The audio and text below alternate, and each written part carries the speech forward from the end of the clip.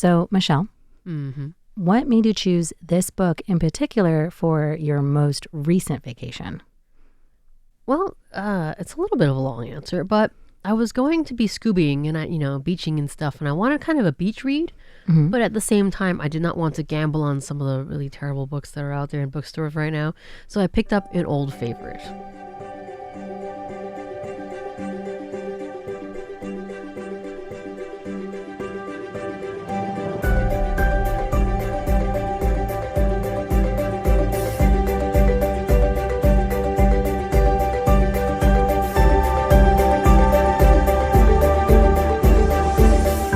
Hello, everyone, and welcome to Tales of Our Times. This is a show where we discuss the stories that move us, what makes them so meaningful, and why others could or should find meaning in them as well. This is not a spoiler-free show, so bear that in mind as you continue to listen. We tackle movies, books, podcasts, and more. Where there's a story, there's a reason to read. I'm your host, Amanda Stevens, and joining me today to discuss her most recent beach read is my good friend and occasional RTI co-host, Michelle Chiang. Hello, I am back. Is there anything you'd like to say to introduce yourself? Oh, yes. I am the RTI host of Geek Out and Jukebox Journeys. You can catch me on those, where we mostly just have fun nerding out about stuff, or I play some music for you. Mm-hmm. So otherwise, I'm sometimes here. Yeah. So Michelle recently took a vacation. She is a big scuba person. I don't know. I want to say like fanatic or like... Fanatic definitely covers it. Diver? I was trying to think what the right word for that would be. Like scuba doesn't sound right. It sounds kind of janky. Scuba diver. Now, it's very like energy intensive, right? So when you're reading, if you bring us something to read, because there is no internet on the boats in the middle of the ocean, you want something that isn't going to stress you out or like be too... thought heavy. Yeah. So I reached for a very old favorite. I read this book. I shall introduce it now. Yeah. What have you brought for us today? Mrs. Frisby and the Rats of NIMH, spelled NIMH. I'm really excited to hear about this because I don't think it's ever come up on this show, but I really love small animals. I have like an intense love for small rodents like rats and mice, especially in stories. I think they're like excellent little characters. Now, you told me that this is a children's book, right? So I'm especially excited because I love literature for younger people. I feel like there's so much more value than we often remember or attribute to literature written for younger readers because it's such a great opportunity to break down big ideas and concepts into simple, easy to digest examples and words that we can still find a lot of meaning in as adults. But I am getting way ahead of myself. So this book was originally published in 1971. Oh, written by Robert C. O'Brien. I didn't realize it was so old. Well, I myself am no spring chicken, so I know, but I feel like literature is either for people of our age group, written or published after 1990 or before 1980. No, that's true, actually. And like there's just for like books that hit, there's nothing against the 80s, but I feel like it was either like stuff that our parents and older friends grew up with, which would have been before 1980, or stuff that then we osmosed in our like impressionable ages, which would have been like after 1990 when we were looking for our own literature and stuff. I think what happened, we all blocked it out, was that Stephen King took over the 80s. Oh my God, that's actually so true. Yeah, he was really popular. That's definitely not children's literature, getting back to what we're talking about. So, well, like I said, I'm excited to get into it. I know nothing about it. So, Michelle, would you give us a summary of Mrs. Frisby and the Rats of NIMH? So the book opens with a mom. She's a widowed, very, very recently widowed mouse mom. She has 4 children, and they're all fairly young. And one of them is sick. Cough, cough, sniffle, sniffle. Although it does seem to be getting very serious. Now, they live in an old discarded cinder block. Is that what those are called? It's like those hollow... like the building blocks that you use for like houses and stuff. Like it is partially buried next to a big boulder in the garden of a farmer called Mr. Fitzgibbon. Great names. And here's the problem. Mr. Fitzgibbon will start to plow the garden when it defrosts, right? So Dr. Mouse says that Timothy has, gives her medication. Wait, Timothy is the sick mouse. The sick son, yes. Okay. gives her medication to help, and it does, but says that he can't be moved or he'll develop, it's kind of like a pneumonia, upper respiratory like problem. walking pneumonia or something. Yeah, and if he has to move houses, it might get really, really bad, possibly deadly. Mm-hmm. Now, here's the conundrum, because the frost is melting, and the farmer, you can hear him starting up his tractor, and they're he's getting ready to he's go. getting ready, and Mrs. Frisby is now in a state of panic. Yeah, of course. Mm-hmm. So she doesn't know what to do. At this point, she sees a crow flapping around, seems to be caught on a fence. And he's caught because he tried to pick up a shiny piece of tinsel. And now he's wrapped around his leg and now it's on the crow fence. Things. Yeah. It's Jeremy. So Jeremy, the name of the crow is Jeremy. Yes. This is so good. I love these like regular dude names. Yeah, right? Jeremy the crow. Animals, Jeremy. So Mrs. Frisby, very a la Mouse in the Lion, saves the crow by chewing through the tinsel and to repay her for saving his life, because there is a farm cat, very aptly named Dragon.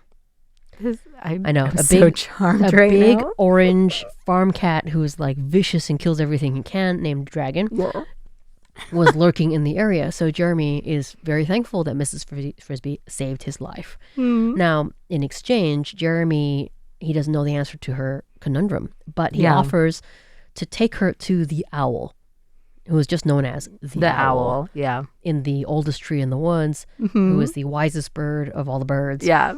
So she rides on his back into the woods, far, far away, much farther than a mouse could ever go. Yes. And meets with this owl. And the owl's advice is that she must move her house into the lee of the stone. The lee of the stone. Which is extremely confusing, because from a mouse's point of view, that doesn't make any sense. And from a bird's point of view, the lee of, for example, the barn is the side that doesn't have any wind. Oh, so that's what lee means. The lee of a barn. So it would be like the side of the stone that doesn't have any wind. The protected side. Okay. So, and she's like, well, how do I do that? The owl says, go talk to the rats. Yes. Oh my God. So Mrs. Frisby goes to find the rats, who incidentally have an entrance under the rose bush. Mrs. Fitzgibbon's rose bush. Wait, can I ask a question? In this one, are the rats like just normal people, or like in a lot of stories, the rats are kind of almost like a criminal organization? Is that like what the case here? Oh my God. Okay, go on. So the rats. There's a long winding story here that is told to her when she goes to meet with the rats. But Mrs. Frisby is Mrs. Jonathan Frisby. And her husband's name, her past husband's name, gets her in to meet with the rats. So the rats tell her the story while the builder, the architect, is drawing up the plans to move her house. The builder mouse. The builder rat. Yes. Oh my God. Builder rat, yes. Anyway, so apparently the Rats of NIMH are a group of ordinary rats that were rounded up in a marketplace and then taken to a laboratory. Oh no. Called NIMH, NIMH. Okay. At no point is the acronym ever explained, so we don't know. Why would it? They're rats. They wouldn't know. Why would they know? And while during their time at this laboratory, a number of experiments were run on them in order to make them smarter. I was going to say, they're super smart rats. Oh my God. To make them more intelligent, and because they needed time to test and train these rats, they were also made to be longer lived. So these are just like these rats, demigod rats. They're demigod rats. Yeah. And their intelligence, actually, it was a wildly successful program, unbeknownst to the scientists, because the rats actually got smart enough to understand they must hide the results. Oh my God. So that they could escape. And escape they did. There was a group of 20 rats and also a group of mice in the same laboratory. Unfortunately, there was an incident and only 2 of the mice made it out. But the 2 mice, one of which was the Dr. Mouse, and the other was Jonathan Frisby.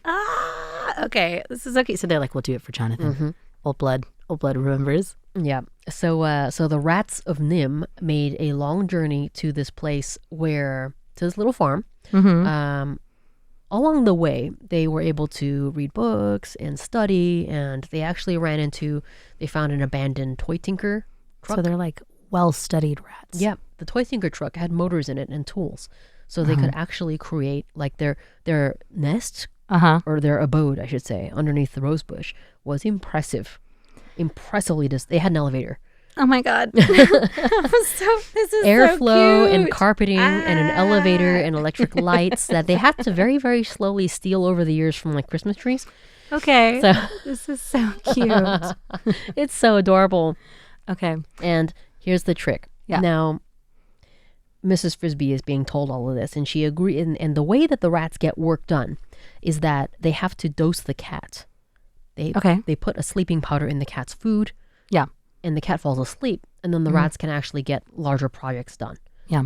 Such as laying like electrical cable or, I know, right? Or moving Mrs. Frisby's house. Yes. Now, unfortunately, the Dr. Mouse had recently, twisted his ankle, and he can't run the powder to the cat's bowl as quickly as he could.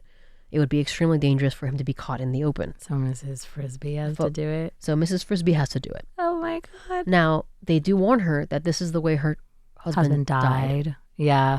because dragon got him. Yeah.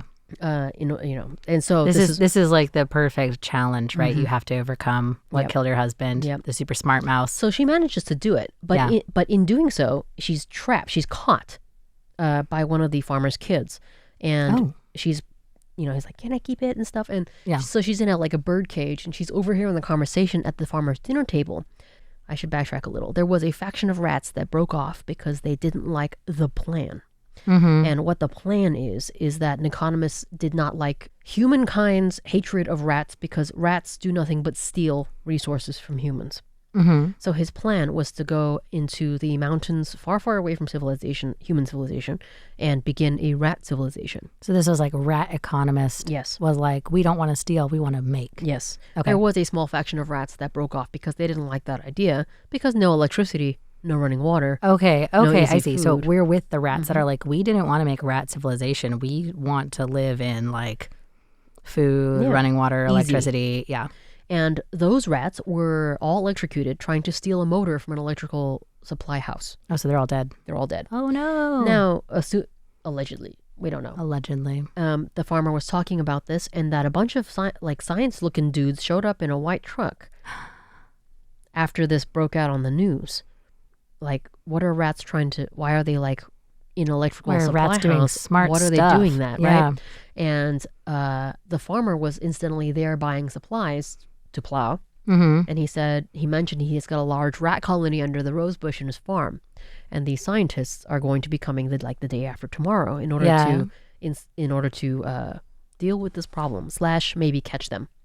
And Mrs. Frisby is then shortly that evening broken out of her confinement. Yeah. And she's able to deliver this information to the Rats of NIMH. The scientists are coming. They're coming.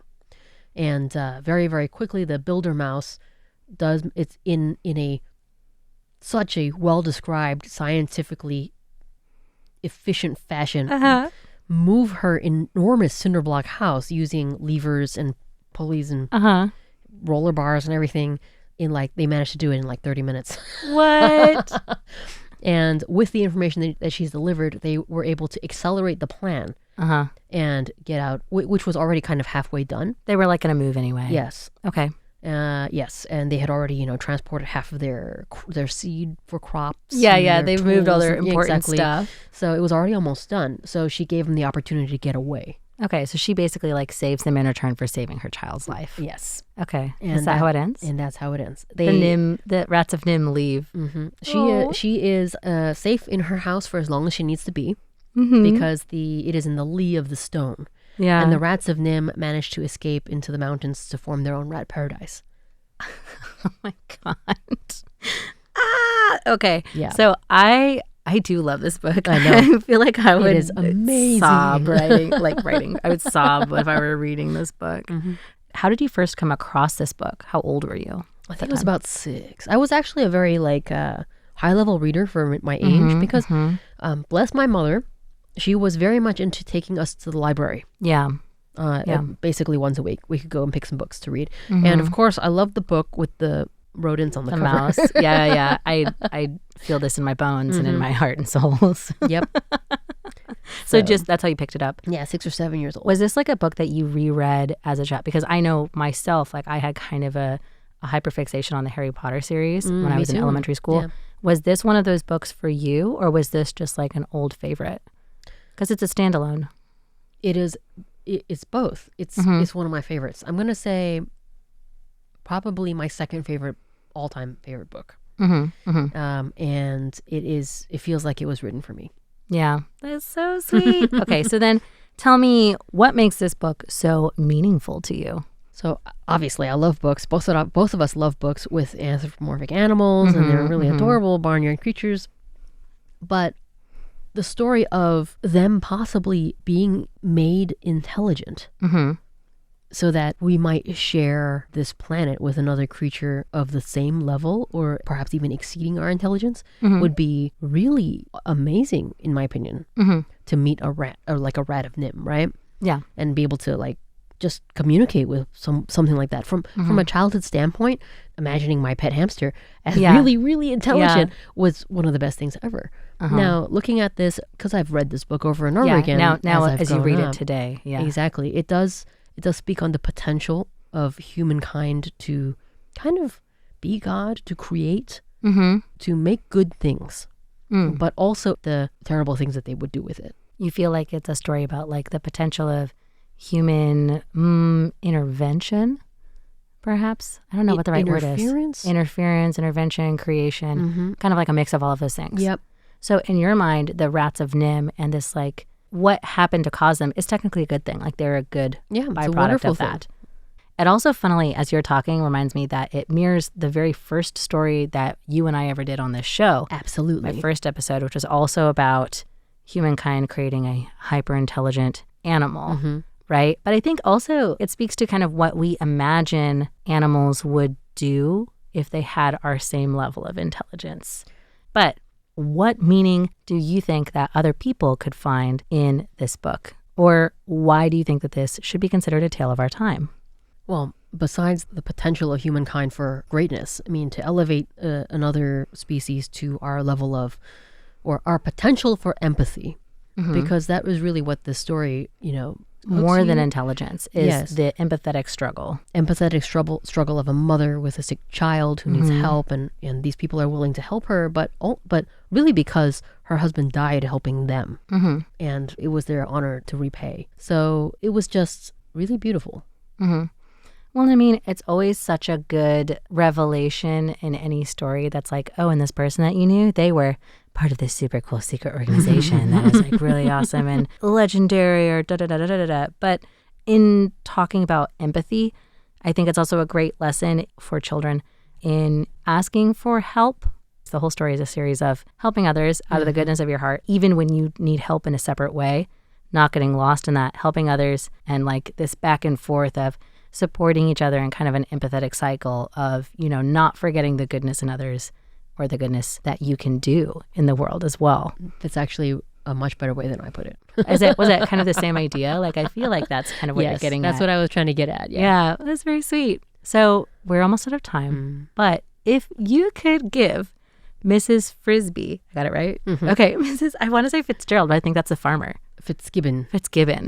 There's so much Fitz. So if you could give Mrs. Frisby and the Rats of NIMH a one-phrase subtitle of your very own, what would that be?